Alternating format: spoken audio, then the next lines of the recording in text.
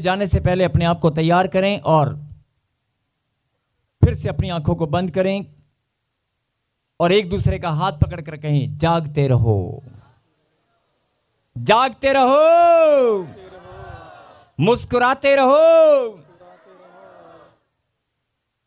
फिर से कहें, मैं बहुत आनंदित हूं, मैं बहुत आनंदित हूँ, मैं धन्यवाद करता हूं। मैं धन्यवाद करता हूँ।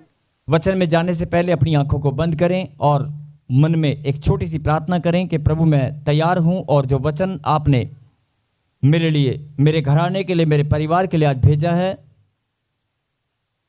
मैं इस वचन को सुनने के लिए, उस शिक्षा को ग्रहण करने के लिए तैयार हूं।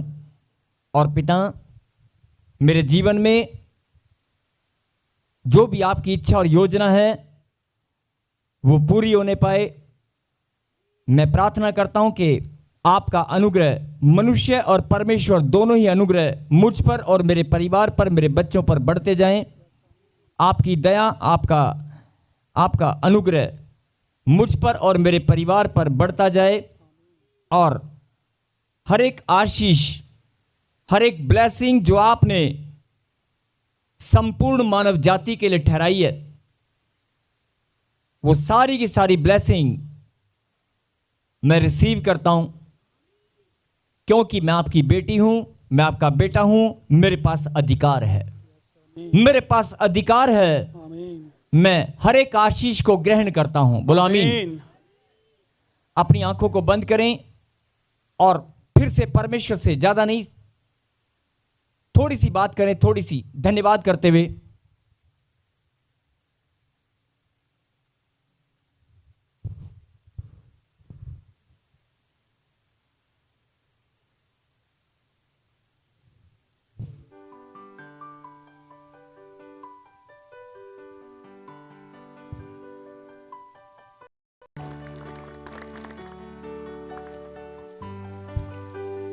और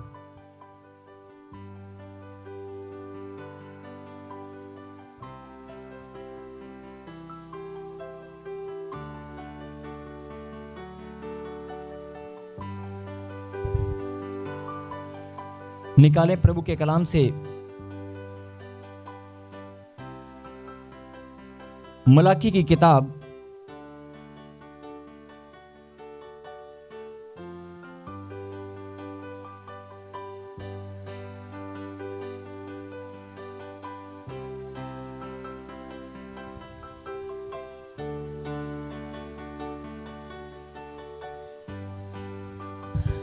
मलाकी की किताब 3 अध्याय चैप्टर 3 और वहां पर एक हेडलाइन लिखी है,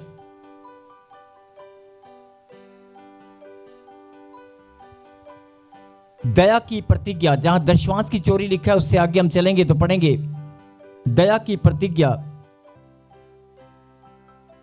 मलाकी की किताब 3 अध्याय और 3 अध्याय में जहां अभी पढ़ना नहीं, 16 आयत,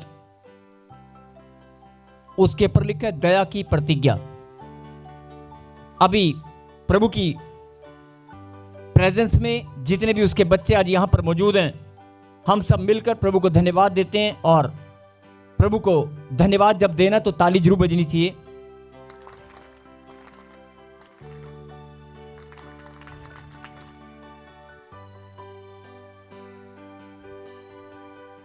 अगर दया ना हो, अगर दया ना हो तो शायद मनुष्य जीवित ना रहे। अगर दया ना हो तो मनुष्य के पास कोई ब्लेसिंग ना हो। अगर प्रभु की दया ना हो तो शायद बहुतों का जीवन नाश हो जाए। अगर दया ना हो तो बहुत सारे लोग परमेश्वर के मार्ग से भटक जाएं। अगर दया ना हो तो बहुत सारे लोग अंधकार में हों। और मैं सिर्फ आज वचन में जानने से पहले आपका ध्यान इस बात पर केंद्रित करना चाहता हूं, उस खुदावन यीशु मसीह नासरी ने हम सब पर दया की है। और जब आप पुराने नियम में जाएंगे, मलाकी की किताब जब आप पढ़ेंगे इसके बाद पुराना नियम, यहां पर यह आखिरी चैप्टर है, और उसके बाद नया नियम जब शुरू होता है मत्ती की किताब से। पुराना नियम और नया नियम में जो वर्षों का भेद है, जो समय है, वो जब आप पढ़ेंगे, मैं चाहता हूं कि सब लोग स्वयं पढ़ें, आपकी इच्छा होनी चाहिए और आप घर जाकर जरूर पढ़ें, ढूंढें, खोजें कितना लंबा समय है। पुराना नियम के बाद नया नियम, परमेश्वर ने कितने वर्षों तक बात नहीं किया, परमेश्वर ने कितने वर्षों तक कोई भविष्यवक्ता नहीं भेजा, परमेश्वर ने कितने वर्षों तक दया नहीं की, या कितने वर्षों तक शुद्धि नहीं ली। लेकिन फिर बहुत, मैं बताऊंगा नहीं, लेकिन बहुत सारे लोगों को मालूम भी है, यार बहुत सारे लोग, मैं चाहता हूं कि आप खुद बाइबल में पढ़ें ताकि आपकी क्यूरियोसिटी बनी रहे, आपकी इच्छा बनी रहे, आप ढूंढें, खोजें। यहीं कितने लंबा अरसा, कितने वर्षों के बाद, 50, 100, 200, क्या पता कितने, ढूंढो, कितने वर्षों के बाद परमेश्वर ने शुद्धि ली और नया नियम हम सबके जीवन में आया और यीशु मसीह का जन्म इस धरती पर हुआ। धन्यवाद दें ताली बजाकर। हालेलुया। पुराने नियम और नए नियम में कुछ वर्षों का समय रखा गया है। जब आप ध्यान से पढ़ेंगे तो आपको बहुत गहरी बात समझ में आएगी, लेकिन मैं सिर्फ आपको यह बताना चाहता हूं कि परमेश्वर ने अपने बच्चों से जो वायदा किया है, जो वाचाएं बांधी हैं, परमेश्वर ने कभी अपने बच्चों को अकेला नहीं छोड़ा। लेकिन इंसान ने हमेशा गलतियां करता आया है, इजरायली लोग भी, और वो गलतियां करते करते, पाप करते करते, परमेश्वर से विमुख होकर, परमेश्वर से दूरियां बनाकर अपने और परमेश्वर के बीच में बहुत बड़ा गैप खड़ा कर दिया और परमेश्वर ने अपने आप को कठोर किया। लेकिन कठोर भी किया, लेकिन दया भी दिखाई। आज भी मैं पवित्र आत्मा की अगुवाई के द्वारा आपका ध्यान इसी बात पर केंद्रित करना चाहता हूं कि अभी कुछ समय पहले आपने एक महामारी को देखा होगा और उसे बहुत सारे लोग भूल गए हैं, जिसका नाम कोरोना। कुछ याद आ रहा है? बहुत सारे लोग हमारे साथी थे और प्रार्थना में योद्धा थे और प्रभु के दास भी थे, सेवा करने वाले भी थे, और जो सेवा करने वाले नहीं थे, जो प्रार्थना करने वाले नहीं थे, वो अलग बात है। लेकिन जो प्रार्थना करने वाले थे, जो बाइबल पढ़ने वाले थे, जो विश्वासी थे, जो प्रभु की महिमा करने वाले थे, वो लोग भी चले गए। और आप कुछ लोगों को जानते भी होंगे, आपके जीवन में ऐसे लोग आपको जरूर जानते होंगे जो लोग प्रभु के विश्वासी थे और वो चले गए। मैं सिर्फ आपका ध्यान इस बात पर केंद्रित करना चाहता हूं कि अगर परमेश्वर ने कुछ महीनों के लिए अपना हृदय कठोर किया और मंदिरों पर ताले जड़ दिए,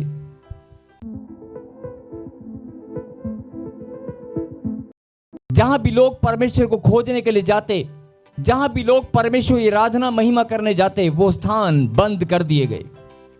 आपने घर में बैठकर ही लोग मजबूर हो गए, बंद हो गए, ताले लग गए, दुकानें, सब कुछ आप सब जानते हैं। लॉकडाउन, और वो लॉकडाउन का समय बढ़ता गया। थोड़ी सी रिलैक्सेशन मिलती थी, लेकिन फिर बढ़ता गया और बहुत सारे लोग उस कोरोना में चले गए। मैं उस कोरोना की याद इसलिए दिला रहा हूं कि इसी वर्ष में हो सकता है परमेश्वर अपने हृदय को फिर से कठोर करे, और गलती से अगर परमेश्वर ने कठोर किया,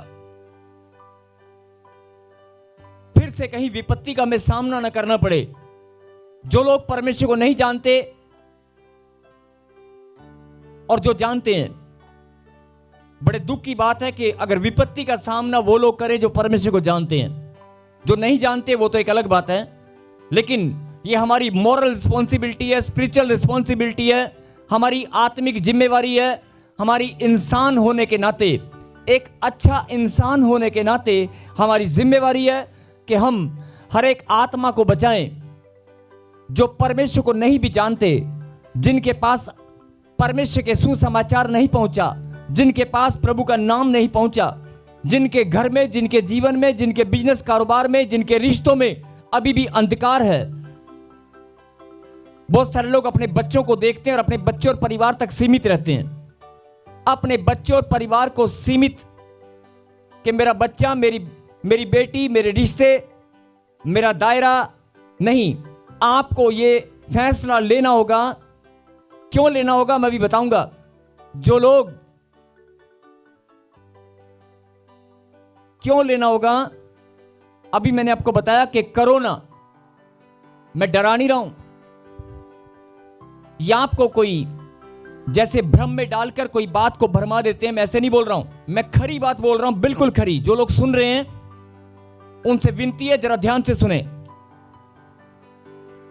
कोरोना जैसी महामारी जो हम सब जवान बच्चे, खास तौर पर जवान बच्चे, जो जवान है वो हाथ उठाएं।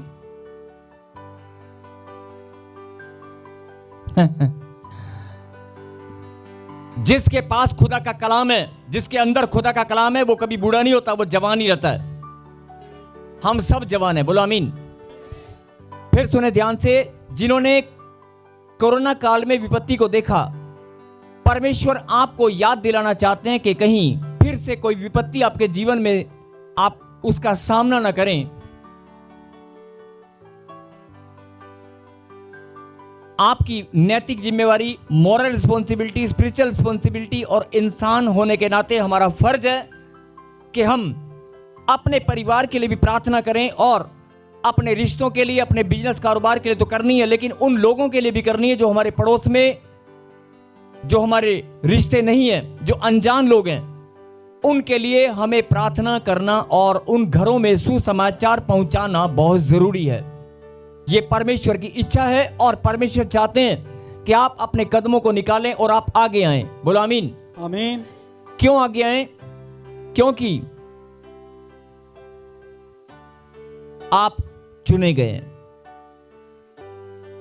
आप लाखों करोड़ों की भीड़ में से चुने गए हैं। परमेश्वर ने आपको चुना है। लेकिन अगर आप अपने परिवार के लिए प्रार्थना करते हैं, मेरा बेटा, मेरी बेटी, मेरा ये, मेरा वो, मेरा वो, मेरा वो, कोई बात नहीं, परमेश्वर जो आप प्रार्थना करते हैं वो तो आपको उत्तर मिलेगा। लेकिन अगर आप बढ़ती को देखना चाहते हैं, लेकिन अगर आप जल्दी से शीघ्रता से अपनी ब्लेसिंग को अपने घर में, अपने जीवन में पाना चाहते हैं, रुके हुए काम जो 10 साल 15 साल से नहीं हुए, उन कामों को अपने जीवन में जल्दी से देखना चाहते हो, तो ये भविष्यवाणी है।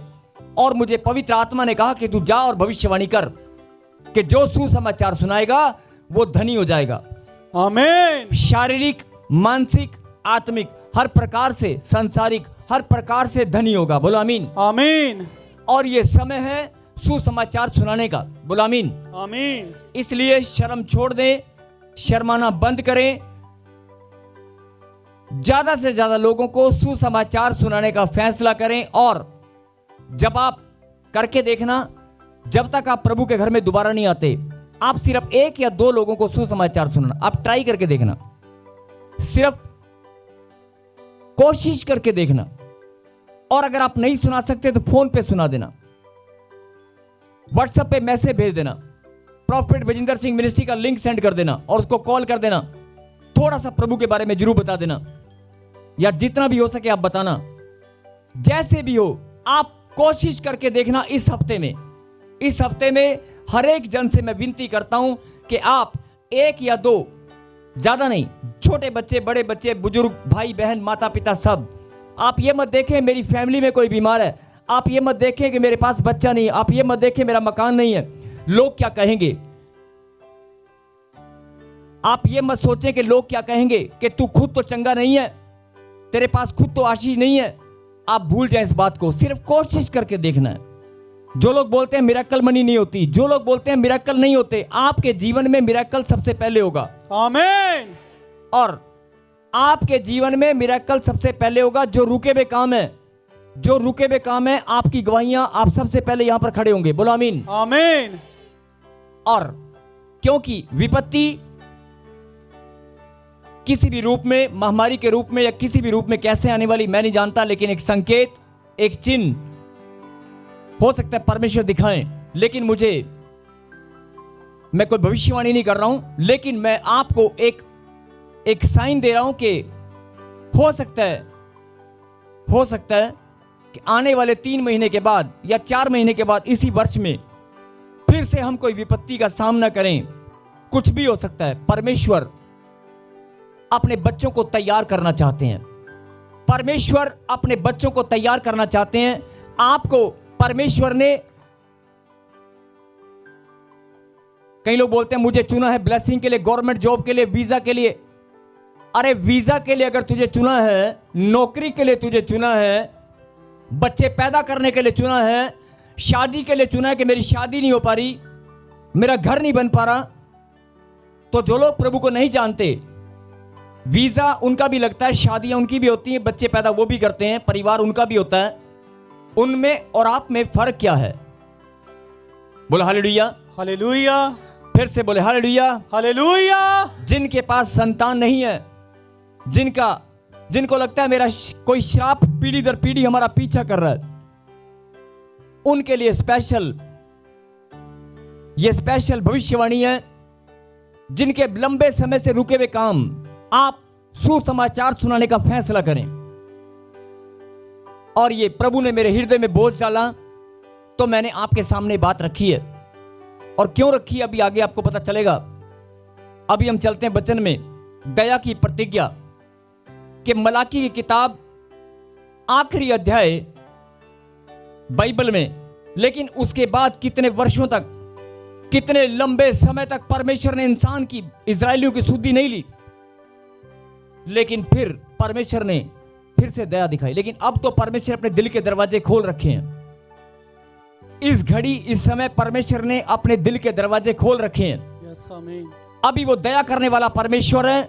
वो आपको हंसता हुआ, मुस्कुराता हुआ, बढ़ता हुआ देखना चाहता है। मेरे पीछे बोलो, बढ़ता हुआ, बढ़ता हुआ, बढ़ता हुआ, बढ़ता हुआ, मुस्कुराता हुआ, मुस्कुराता हुआ, आनंद के साथ देखना चाहता है। कहीं आमीन। आमीन। ये उसकी इच्छा है। बोलो आमीन। आमीन। पढ़ेंगे। તમારો નંબર 2 કલાકમાં બંધ કરવામાં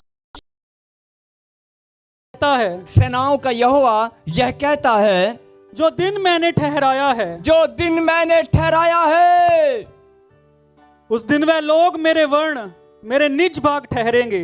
उस दिन वे लोग मतलब कोई खास लोगों के बारे में बताया जा रहा है। वे लोग, हो सकता है आप हो, वे लोग मेरे वर्ण, मेरे निज भाग ठहरेंगे, मेरे निज भाग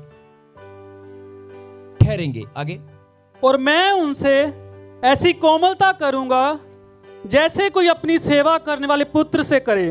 और मैं उनसे ऐसी कोमलता करूंगा जैसे कोई अपने सेवा करने वाले पुत्र से करे। अगर एक माता पिता के 4-5 बच्चे हैं, सब बच्चे कहना मानते हैं, माता पिता कुछ भी बोलते हैं तो सब कहना मानते हैं, लेकिन एक बच्चा ऐसा है जो माता पिता की सेवा करता है। तो आप जानते हैं कि माता और पिता की सेवा करने वाला, माता और पिता का जो हृदय है उसके साथ कोमलता अलग से होगी कि नहीं होगी? माता और पिता का व्यवहार, बोल बाणी उस सेवा करने वाले बच्चे से कुछ अलग होगा कि नहीं होगा?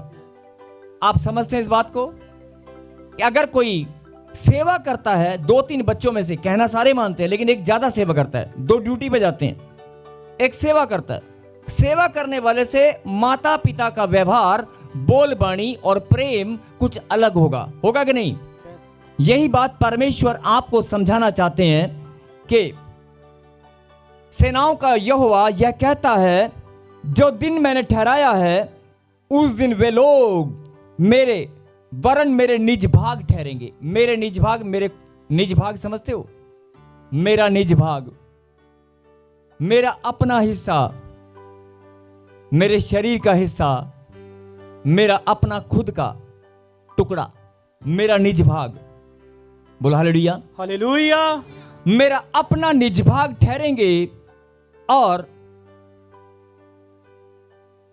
मैं उनसे ऐसी कोमलता करूंगा जैसी कोई अपने सेवा करने वाले पुत्र से करे। मतलब कोई दिन परमेश्वर ने ठहरा रखा है, आपका ध्यान परमेश्वर उस ओर लेकर जाना चाहते हैं कि उस समय में मैं सेवा करने वाले जो बच्चे हैं वो अलग होंगे और उन पर ऐसी कोमलता करूंगा जैसे सेवा करने वाले। कोमलता समझते हो? मतलब परमेश्वर का दिल आपके लिए और ज्यादा खुल जाएगा। आमीन। अब ये कौन से दिन की बात हो रही है और क्या बात हो रही है, जरा आगे चलें। तब तुम फिरकर धर्मी और दुष्ट का भेद, अर्थात जो परमेश्वर की सेवा करता है और जो उसकी सेवा नहीं करता, उन दोनों का भेद पहचान सकोगे। बोल हालेलुया। हालेलुया। तब तुम फिरकर धर्मी और दुष्ट का भेद, अर्थात परमेश्वर की सेवा करता है, जो परमेश्वर की सेवा करता है और जो उसकी सेवा नहीं करता। मेरे पीछे बोलो, जो परमेश्वर की सेवा करता है, सेवा करता नहीं, जो परमेश्वर की सेवा करता है। पीछे वाले नहीं बोल रहे हैं, सब बोलेंगे, जो परमेश्वर की सेवा करता है और जो परमेश्वर की सेवा नहीं करता। आधी अधूरी बात मत बोलें, पूरी बात बोलें। और जो परमेश्वर की सेवा नहीं करता, उन दोनों का भेद पहचान सकोगे। कहें आमीन। यानी कि परमेश्वर आपको समझाना चाहते हैं कि जो मेरी सेवा करता है और जो नहीं करता, दोनों में कुछ भेद होगा, दोनों में फर्क दिखाई देगा कि नहीं? अभी आपको कुछ पता नहीं चलता है। अभी आपको, जब आप अपने घर परिवार को देखते हैं तो आपको अपना दुख दिखाई देता है, अपनी प्रॉब्लम दिखाई देती है। ध्यान से सुनना, आपको अपने बच्चे, अपनी प्रॉब्लम, अपना बिजनेस, अपना कारोबार, उनकी पढ़ाई, उनकी बढ़ोतरी, उनका मकान, बीमारी, ये सब दिखाई देता है और आपको लगता है कि मुझे आशीष नहीं मिली। जरा गहरी बात पर ध्यान दें। आपको लगता है कि मुझे आशीष नहीं मिली, और इस वचन में परमेश्वर क्या बताना चाहते हैं कि मैं कोमलता करूंगा और सेवा करने वाले और जो सेवा नहीं करता है, दोनों में भेद आप पहचान सकोगे। खुद आप पहचानोगे, खुद आप पहचानोगे। मतलब परमेश्वर फर्क दिखाएगा कि कुछ अलग होगा सेवा करने वाला और जो नहीं करता होगा। अब आप कहेंगे सेवा, मैं तो सेवा मतलब हमें समझ नहीं आ रहा।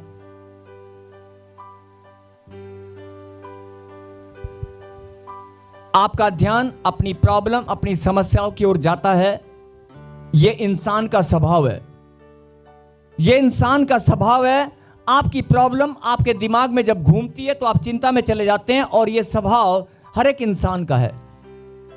लेकिन आप परमेश्वर की बात को सुने और समझें। परमेश्वर चाहते हैं कि आप प्रार्थना करने में, अपना विश्वास रखने में इतना ज्यादा मजबूत बन जाएं कि वो प्रॉब्लम, वो समस्याएं आपके दिमाग में घूमने ना पाएं। आपको वो समस्याएं छोटी नजर आएं। प्रभु का नाम और प्रभु की रहमत, प्रभु की दया आपको सबसे पहले नजर आए कि अगर समस्या मेरे सामने खड़ी है तो परमेश्वर की दया का पात्र मैं हूं।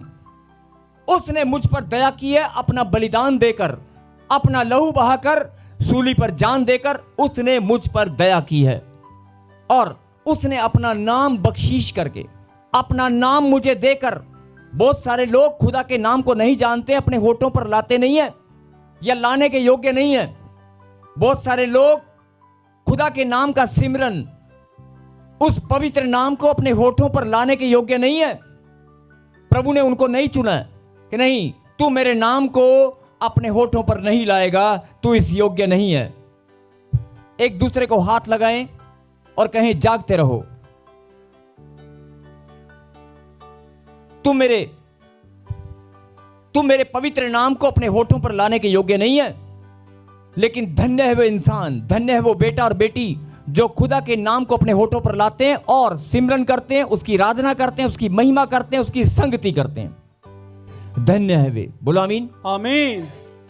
और अगर आप में से कोई यहां पर बैठा है जिसको परमेश्वर ने चुना है और आपकी आत्मा इस बात की गवाही देती है, आपकी आत्मा इस बात की गवाही देती है कि मुझे परमेश्वर ने सिमरन करने के लिए अपना नाम मेरे हृदय में, मेरे खून में, पानी में, हड्डी में, मांसपेशियों में उसने वचन को, अपने नाम को मेरे अंदर स्थिर कर दिया है, मैं धन्य हूं, मैं दुनिया से अलग हूं। आपकी आत्मा इस बात की गवाही देती है।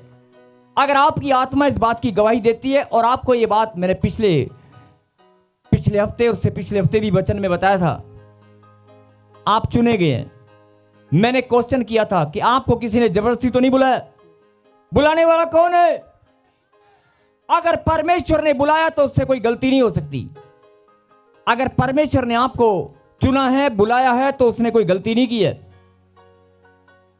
उसने आपको ब्लेसिंग देने के लिए चुना है। लेकिन आप अपनी कमजोरी के कारण, प्रभु की गहरी बात को ना समझने के कारण, अपनी कमजोरी के कारण या प्रार्थना की कमजोरी, विश्वास की कमजोरी के कारण शैतान आपके ऊपर हावी हो जाता है, प्रॉब्लम आपके ऊपर हावी हो जाती है। लेकिन परमेश्वर आपको क्या समझाना चाहते हैं कि अगर आपके घर में, आपके बच्चों के कारण, आपके बिजनेस के कारण, आपकी कोई भी समस्या के कारण जब भी आपको चिंता हो, तो आपने प्रभु का नाम अपने होठों पर लाकर धन्यवाद। Angel One app is built for traders. और 3 दिन लगातार आप प्रार्थना करना। 3 दिन इसलिए कि परमेश्वर आपको मजबूत बनाना चाहते हैं। यस, आमीन। और ये भविष्यवाणी है, वो समस्या आपके जीवन में सदा के लिए चली जाएगी। आमीन। आपने वो बहन की गवाही को सुना अभी, वो रो रही थी, 1 साल से डॉक्टर के पास जाकर, इंजेक्शन लगाकर, मेडिकल स्टोर पर जाकर तड़प रही थी, लेकिन जैसे उसने विश्वास किया उसकी रिपोर्ट नॉर्मल आई है, समस्या सदा के लिए चली गई। यही परमेश्वर आपके जीवन में चमत्कार करना चाहते हैं और बताना चाहते हैं, मैंने दया की प्रतिज्ञा की है, मेरी दया की प्रतिज्ञा तुम्हारे ऊपर है, तुम मेरी दया के पात्र हो, तुम मेरी दया के पात्र हो, तुम मेरी दया के पात्र हो, तुम मेरे वो बच्चे हो जिस पर मैंने दया की है। आमीन। तुम्हें लाखों की भीड़ में से चुनकर अलग किया है। तुम्हारे ऊपर शैतान का अधिकार नहीं है, आमीन। केवल मेरा अधिकार है। आमीन। और जो लोग अभी भी, जिनके दिमाग में ये बात लगती है कि मेरी समस्या, मेरी प्रॉब्लम, मेरे रुके हुए काम, मेरे पास बच्चा नहीं है, मेरे पास ये नहीं है, मेरे पास वो नहीं है, आप धन्यवाद की प्रार्थना करना शुरू करें। और परमेश्वर आपको, जो ये वचन में लिखा है कि मैं सेवा करने वाला और जो करता है और जो नहीं करता, परमेश्वर की सेवा करने वाला जो सेवा करता है और नहीं करता, दोनों में फर्क दिखाऊंगा। सेवा करने वाला लाडला पुत्र होगा और वो अलग किया जाएगा, ऊंचा उठाया जाएगा। आमीन। वो अलग किया जाएगा, और अलग ऐसे नहीं होगा, जो भी उसकी ओर देखेंगे उनको गर्दन ऊंचा करके देखना पड़ेगा। आमीन। आपका नेम फेम, आपका धन दौलत, मान सम्मान, पैसा, सुंदर रिश्ते, हर चीज में बढ़ोतरी होगी। और ये समय है अपने आप को बदलने का। रो रो कर प्रार्थनाएं बहुत कर ली, बहुत रो रो कर प्रार्थनाएं कर ली। माता जी, बहन जी, भाई और बहनों, रो रो कर प्रार्थनाएं बहुत कर ली। यह समय है प्रभु की सेवा करने का। बोलो आमीन। आमीन। आपने अपने लिए प्रार्थना बहुत कर ली, अब परमेश्वर की सेवा की बारी है। अगर नहीं की है तो फैसला ले कि परमेश्वर, मैं आपकी सेवा किया करूंगा। बोलो आमीन। आमीन। जब आप आराधना करते हैं, प्रभु की सेवा करते हैं, यस, आमीन। जब आप पवित्र मंदिर में आकर यहां पर बैठते हैं, वचन को सुनते हैं, तो खुदा की सेवा करते हैं। आमीन। जब आप एक दूसरे के साथ प्रेम, एक दूसरे की भलाई, एक दूसरे की मदद करते हैं, तो आप प्रभु की सेवा करते हैं। आप किसी के बोझ को उठाकर, उसके दिल की बात को सुनकर उसके मन के बोझ को हल्का करते हैं। कोई बहन अगर रो रही है, आप उसके दुख की बात को अगर सुन लेते हैं, उसका मन अगर हल्का हो जाता है, तो आप परमेश्वर की सच्ची सेवा करते हैं। हालेलुया। और ऐसे लोगों को परमेश्वर ने कहा, मैं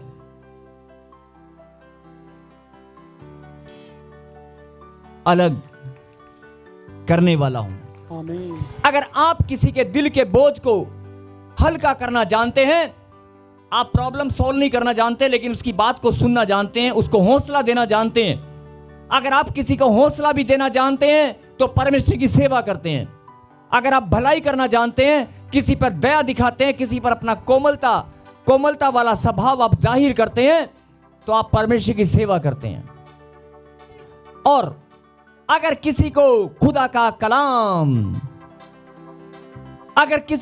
का कलाम आप सुनाते हैं, बताते हैं, तो आप प्रभु की सेवा करते हैं। यस आमीन। और अगर आप शुभ संदेश, सुसमाचार को किसी के जीवन में जब आप गिफ्ट के तौर पर देते हैं, जो गिफ्ट उसके लिए तो वो गिफ्ट ही है। जो आत्मा, जो शरीर दे प्राण आत्मा, जो परमेश्वर के वचन को, परमेश्वर के सुसमाचार को नहीं जानता, अंधकार में है, उसके लिए वो बड़ा गिफ्ट है जिसको आप सुसमाचार सुनाते हैं। बोलो आमीन। आमीन। और जब आप ध्यान से सुनना, जब आप किसी को गिफ्ट देंगे, गिफ्ट सुसमाचार का गिफ्ट, तो परमेश्वर की सच्ची सेवा करते हैं। और जब आप सुसमाचार का गिफ्ट किसी को देते हैं और सच्ची सेवा करते हैं,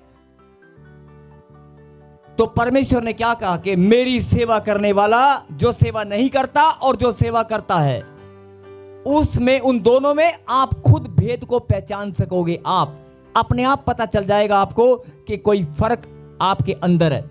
जो सेवा नहीं करते और जो सेवा करते हैं, उनके अंदर एक फर्क, परमेश्वर उनको कुछ अलग करने वाले हैं। बोलो आमीन। आमीन। मतलब आपकी बढ़ोतरी निश्चित है, आपकी ब्लेसिंग स्वर्ग से उतर कर आएंगी, आपका जीवन बदल जाएगा। मैं हवा में ऐसे नहीं बोल रहा हूं, ये परमेश्वर की प्रतिज्ञा है, दया की। उसने आपके ऊपर दया की प्रतिज्ञा की है, दया के पात्र हैं आप। और जीवन में अगर कोई भी पाप है, गलती है, गुनाह है, तो पश्चाताप करो। अभी खुदा ने अपने दिल के दरवाजे को खोल रखा है, अभी उसने कोमलता दिखा रखी है, अभी उसने कठोर नहीं किया।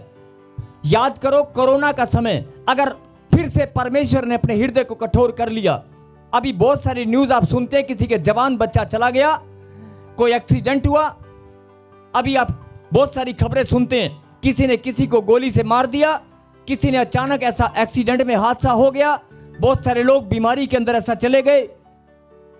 अरे रेत के कण जितनी भी प्रॉब्लम आपके ऊपर नहीं आएगी, धूल का पार्टिकल भी आपके घर में नहीं घुसेगा, आपके ऊपर परमेश्वर का बलवंत हाथ बना रहेगा।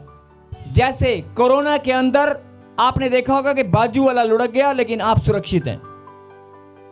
आपने देखा होगा कि एक साथ चले गए लेकिन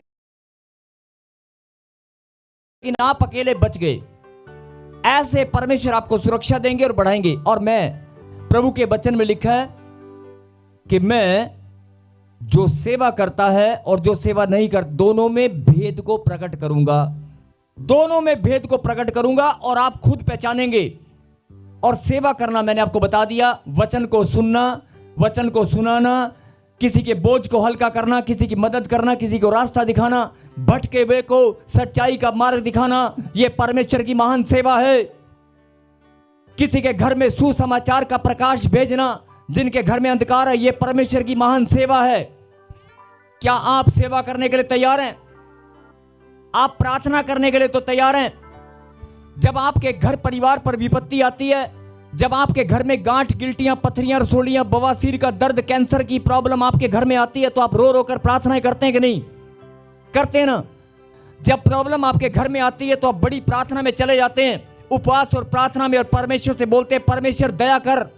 लेकिन आज परमेश्वर आपको बताना चाहते हैं, अरे मैंने 2026 साल पहले तुझ पर दया कर दी है। हालेलुया। अरे दया मांगने की जरूरत नहीं है, दया मांगने की जरूरत नहीं है। 2026 साल पहले, सुन ले मेरी बेटी, सुन ले मेरे बेटे, तुझ पर मैंने दया कर दी है। 2026 साल पहले मैंने दया सबके लिए कर दी है, लेकिन उस दया को जो पहचान लेगा, जो खुदा की बात को समझ लेगा, उसका जीवन बदल जाएगा। आमीन। और आपका रोना बिलखना, आपकी चिंताएं धुआं बनकर उड़ जाएंगी। आमीन। अगर आप आज रोते हैं अपनी माता पिता के लिए, अपने बच्चों के लिए, अपने बिजनेस कारोबार के लिए, अगर आपको चिंता होती है, तो इसका मतलब खुदा की गहरी बात को आपने ठीक से नहीं समझा। उसने 2026 साल पहले आपके ऊपर दया कर दी है। यस आमीन। आप उसकी दया के पात्र हैं। आपके ऊपर परमेश्वर ने रोना, चिल्लाना, कमजोर बनना बंद करो। जो प्रॉब्लम आपको घेर कर बैठी है, जो समस्याएं आपको घेर कर बैठी हैं, घोषणा करो कि शैतान, प्रॉब्लम, तू हार चुका है, तू हार चुकी है। मैं परमेश्वर की दया मेरे ऊपर है, परमेश्वर की दया मेरे ऊपर है, मैं उसकी दया का पात्र हूं। बोलो आमीन। हाथ लगाओ और कहीं जागते रहो। यस, जागना बहुत जरूरी है। बोलो आमीन। आमीन। और ये भविष्यवाणी है, जो लोग प्रभु की सेवा में आगे आएंगे। कई लोग कहते हैं कि पास्टर बनके, प्रभु का दास बनके सेवा होती है, वॉलंटियर बनके सेवा होती है। वो भी एक सेवा है। प्रभु के घर में आकर दरियां फोल्ड करना, चर्च में काम करना, टॉयलेट बाथरूम साफ करना, सफाई करना, बर्तन साफ करना, यह भी प्रभु के घर में सेवा है। यह भी सेवा है। सेवा के बहुत सारे तरीके, बहुत सारे रूप हैं, लेकिन परमेश्वर आपके अंदर एक और सेवा को बढ़ता हुआ देखना चाहते हैं। आपके अंदर एक और सेवा को बढ़ता हुआ देखना चाहते हैं। और जिसने आज फैसला कर लिया कि परमेश्वर, मैं सच्ची सेवा करने में अपने कदमों को निकालूंगा और बढ़ता ही जाऊंगा। आत्माओं को बचाने की सेवा, सुसमाचार सुनाने की सेवा, क्या आप कर सकते हैं? तो दुनिया के सबसे ज्यादा धनी आप होने वाले। आमीन। और प्रभु ने मेरे पीछे बोलो, खुदा का कलाम सत्य है, खुदा का कलाम सत्य है, वो टलने वाला नहीं है। बोलो आमीन। और ध्यान से सुनना, यहां पर लिखा, जो परमेश्वर की सेवा करता है और जो उसकी सेवा नहीं करता, उन दोनों का भेद पहचान सकोगे। मतलब परमेश्वर दोनों में भेद दिखाएंगे। एक बढ़ता हुआ नजर आएगा और एक वहीं पर नजर आएगा। अगर आपको बढ़ना है तो ये परमेश्वर ने आपके लिए एक गिफ्ट। और जो सुसमाचार के गिफ्ट की बात आप कर रहे थे ना, किसी को आप गिफ्ट दोगे, आप गिफ्ट, जब आप परमेश्वर के नाम से किसी को गिफ्ट दोगे तो परमेश्वर, एक और बात मैं बताना चाहता हूं, जरा ध्यान से सुने। जब किसी बर्थडे पार्टी में आप जाते हैं, किसी की शादी में आप जाते हैं, किसी के फंक्शन में आप जाते हैं, शगन का लिफाफा लेकर या मिठाई का डब्बा लेकर या कोई गिफ्ट लेकर, तो जब वो इंसान आपके घर आता है, क्या वो खाली हाथ आता है? आप किसी के घर जाते हैं, खाली हाथ जाते हैं? ये स्वभाव है इंसान का। गिफ्ट के बदले प्रभु कहता है, अच्छा, ये स्वभाव मैंने तेरे अंदर डाला है, ये प्रेम का स्वभाव, ये लेन देन का स्वभाव मैंने तेरे अंदर डाला है। अगर इंसान होकर तू एक दूसरे का पलटा देना जानता है, ध्यान से सुनना, इंसान होकर अगर तू एक दूसरे का पलटा देना जानता है कि इसने शादी में 1100 शगन दिया था 3 साल पहले, अब तो बढ़ाकर देना पड़ेगा। जब उसकी बहन आई थी, 2 सूट लेके आई थी, उन्होंने साढ़े ना सोना भी पाया सीगा, ओए होए, उन्होंने सानू ना, उन्होंने बच्चे ने सानू ये चीज दी सी। बड़ा याद होता है, बड़ा याद रखते हैं एक दूसरे का गिफ्ट। रिश्तेदारों के लंबे लंबे गिफ्ट याद रहते हैं। परमेश्वर कहता है, इंसान होकर तुझे याद रहता है तो मैं परमेश्वर हूं, मैं तेरा दिया हुआ, तेरा बोया हुआ कैसे भूल सकता हूं। मैं भी पलटकर तुझे बढ़ाकर देने वाला हूं। आमीन। बढ़ाकर नहीं, गुणात्मक वृद्धि में देने वाला हूं। आमीन। मैं गुणात्मक वृद्धि में देने वाला हूं। बोलो आमीन। आमीन। जिनको ये बात समझ में आ गई कि नहीं आ गई? इंसान होकर पलटा देना जानते हो, एक दूसरे का हिसाब किताब रखना जानते हो। उसने 500 रुपए का शगन दिया था, 200 रुपए दिए थे। जब वो हमारे घर में आया था तो मेरे बच्चों को 100 रुपए दे के गए थे, याद रहता है ना? उसने मुझे 2 सूट दिए थे और उन्हें तो ना पैड़ा सूट दिता सी ना, सब याद रहता है, पैड़ा सूट दिता सीगा, एनू बता के नहीं देना। इन्ना गंदा सूट साडे रिश्तेदारी च किसी ने दिता ही नहीं। ਮੈਨੂੰ ਯਾਦ ਹੈ ਹਲੇ ਵੀ ਤੇਰੀ ਤਾਈ ਨੇ ਸਾਨੂੰ ਕੀ ਦਿੱਤਾ ਸੀਗਾ, ਤੇਰੀ ਨਾਨਕੇ ਪਰਿਵਾਰ ਨੇ, ਤੇਰੇ ਮਾਮਕੇ परिवार ने ਸਾਨੂੰ ਕੀ ਦਿੱਤਾ ਸੀਗਾ, ਮੈਨੂੰ याद है हले भी। बुरा हो या अच्छा सब याद रहता है, याद रहता कि नहीं? किसी का गिफ्ट, किसी का पलटा याद रहता है ना। तो अब अपनी आत्मा में झांक कर देखो, तुम इंसान हो, तुम्हें याद रहता है। वो परमेश्वर है, वो परमेश्वर है। उसकी सेवा करने में जितने भी कदम निकालोगे, उसकी सेवा करने में, उसके लिए जितना भी बोगे, 10 रुपए, 20 रुपए, 50 रुपए, 100 रुपए नहीं। कई लोग कहते हैं कि नहीं नहीं हम तो बोते हैं, हमें तो कुछ मिलता ही नहीं है। दिल खोलकर, आंख बंद करके, बंद मुट्ठी करके बोकर देख, ईमानदारी से दशवांश बोकर देख, 3 महीने ईमानदारी से दशवांश देकर देख। मेरी बात याद रखना, जो लोग दशवांश की चोरी करते हैं, दशवांश पैसों की बात नहीं कर रहा हूं, प्रार्थना का दशवांश भी होता है, सेवा का दशवांश भी होता है, शारीरिक श्रम, शरीर से, मन से, तन से, धन से, हर प्रकार से दशवांश होता है। जिस तरह से भी बोना चाहता है बोले। इंसान होकर तुझे पलटा याद रहता है, गिफ्ट याद रहते हैं, सूट याद रहता है। मैं परमेश्वर हूं, याद रखना, ये स्वभाव मैंने तेरे अंदर डाला है। मैं तेरा बोया हुआ कैसे भूल जाऊंगा? अरे मैं तेरा बोया हुआ कैसे भूल जाऊंगा? तेरे सेवा में निकाले हुए कदम मुझे गिनने नहीं आते क्या? मैं कैसे भूल सकता हूं? तेरा बोया हुआ पलट कर तुझे गुणात्मक वृद्धि में देने वाला हूं। बोकर देख, बोकर देख, लेकिन बोने में शंक और कंजूसी मत करना। बहुत सारे लोग बोते हुए कंजूसी और शंका करते हैं, नहीं। और प्रभु ने कहा सेवा करने वाला, जो सेवा करेगा और ये सुसमाचार की सेवा करने वाला, दोनों में क्या करेगा? परमेश्वर भेद दिखाएगा और आप उस भेद को पहचानोगे।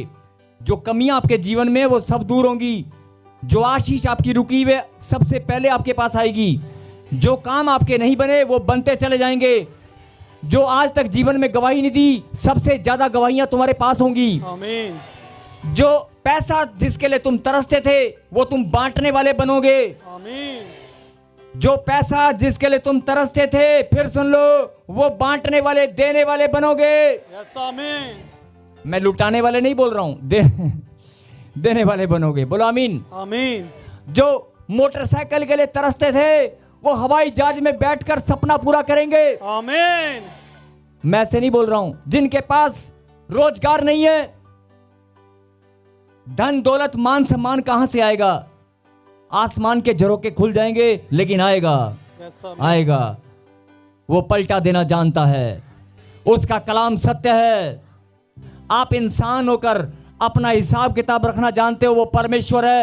बोलता है मैं तेरी सेवा में, जो सेवा करता है और जो नहीं करता, दोनों में भेद को दिखाऊंगा। और आज से आपके जीवन में आप फैसला करें, मेरे पीछे कहें, हे परमेश्वर मैं आपको धन्यवाद देता हूं। आज से मैं फैसला करता हूं, मैं आपके नाम से वाचा बांधता हूं। मैं सच्ची सेवा करने में, मैं परमेश्वर की सच्ची सेवा करने में बढ़ता ही जाऊंगा। मैं उसके आज्ञा पालन में, उसकी शिक्षा के अनुसार पवित्रता के साथ अपने जीवन को बिताऊंगा। मैं पवित्रताई में बढ़ता ही जाऊंगा। मैं सुसमाचार सुनाने में, फिर से कहें, मैं सुसमाचार सुनाने में, आत्माओं को बचाने में मैं बढ़ता ही जाऊंगा। कहे आमीन। मेरे खुदा, मैं तेरा दास प्रार्थना करता हूं, जिन आपके बेटे और बेटियों ने सच्चे मन से वाचा बांधी है कि आज से वो शर्म नहीं करेंगे, आज से वो सच्ची सेवा करने में अपने कदमों को बढ़ाएंगे। मेरे पिता, इन बच्चों के लिए ऐसा आश्चर्यक्रम हो, ऐसा आश्चर्यक्रम हो जो आज तक इनके जीवन में नहीं हुआ। जो रुके हुए काम है मेरे पिता वो संपन्न हो।